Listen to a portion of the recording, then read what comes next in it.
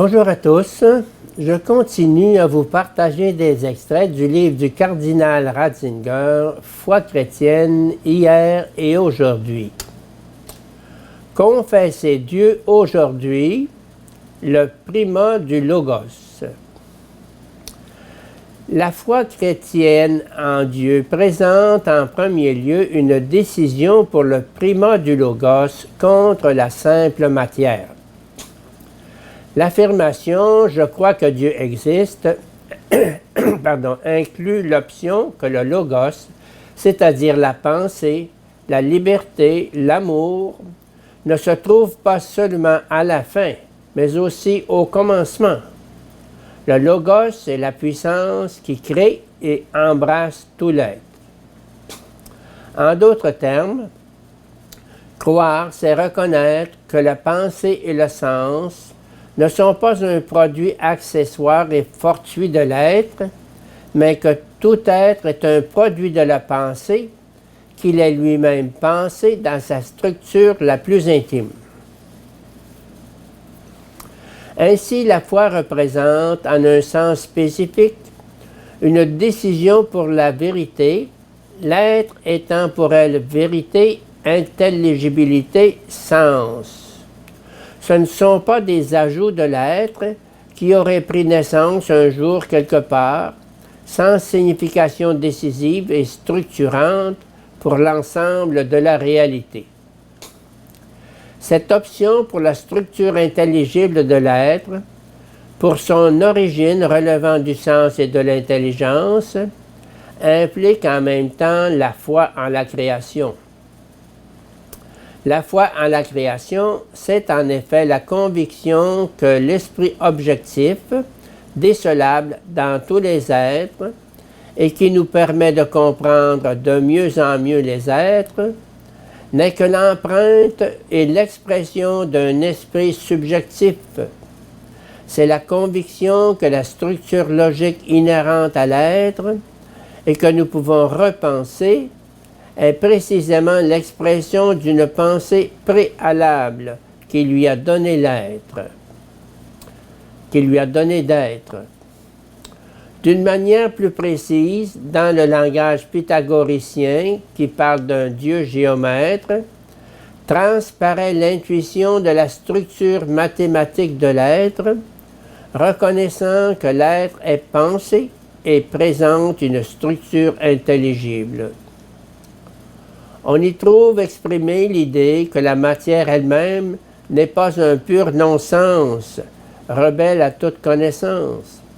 Elle a un contenu de vérité et d'intelligibilité qui permet la saisie intellectuelle. Cette intuition a acquis de nos jours une densité particulière grâce à l'exploration de la structure mathématique de la matière, grâce aux possibilités que les mathématiques nous offrent pour la connaître et l'exploiter. Einstein disait que les lois de la nature révélaient une raison tout à fait supérieure, au point que les créations de la pensée humaine n'étaient en comparaison qu'un reflet bien insignifiant. En d'autres termes, notre pensée ne fait que reprendre et redécouvrir une pensée antérieure inscrite dans la réalité. Notre pensée ne peut que s'efforcer de rejoindre de façon bien pauvre cette pensée objectivement réalisée dans les êtres pour y trouver la vérité. Ainsi, la conception mathématique du monde a en quelque sorte discerné, à travers la mathématique de l'univers, le Dieu des philosophes, mais aussi avec toute sa problématique. Témoin, par exemple, le rejet obstiné par Einstein du concept d'un Dieu personnel. Selon lui, il serait une représentation anthropomorphe reliée à une religion de crainte et à une religion morale. Il y oppose la religiosité cosmique, seule authentique, et qui pour lui se traduit dans une extase ravie devant l'harmonie des lois de la nature, dans une foi profonde à la raison qui préside à l'architecture du monde, et dans le désir de comprendre, ne fût-ce qu'un tout petit reflet de cette raison qui se révèle dans le monde. Tout le problème de la foi en Dieu est posé ici. D'une part, on voit la transparence de l'être qui, en tant que pensée, renvoie à un acte de pensée, mais en même temps, on se heurte à l'impossibilité de mettre cet acte en relation avec l'homme. Ici apparaît la barrière qu'une notion trop étroite et insuffisamment creusée de la personne oppose à l'identification du Dieu de la foi et du Dieu des philosophes. Avant d'aller plus loin, je voudrais encore évoquer le mot d'un autre savant, James Jeans, a dit « Nous découvrons dans l'univers les traces d'une puissance qui organise et qui contrôle.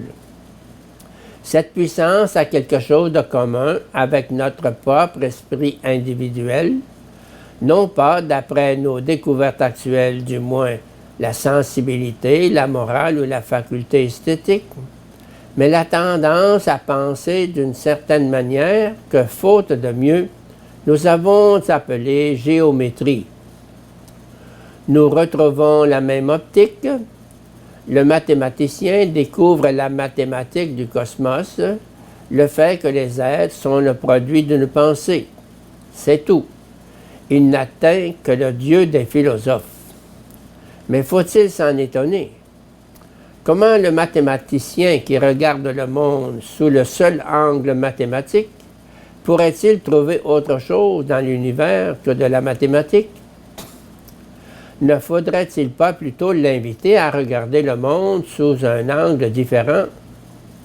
N'a-t-il jamais admiré un pommier en fleurs? Ne s'est-il jamais étonné du processus de fécondation qui ne se réalise, à part le rôle de l'abeille et de l'arbre, que par le biais de la fleur, incluant ainsi la merveille tout à fait superflue du beau? Cette merveille elle-même peut-elle être comprise sans référence au beau qui existe indépendamment de nous? Si Jeans prétend que l'esprit de l'univers est dépourvu de sens esthétique, on peut lui objecter tranquillement.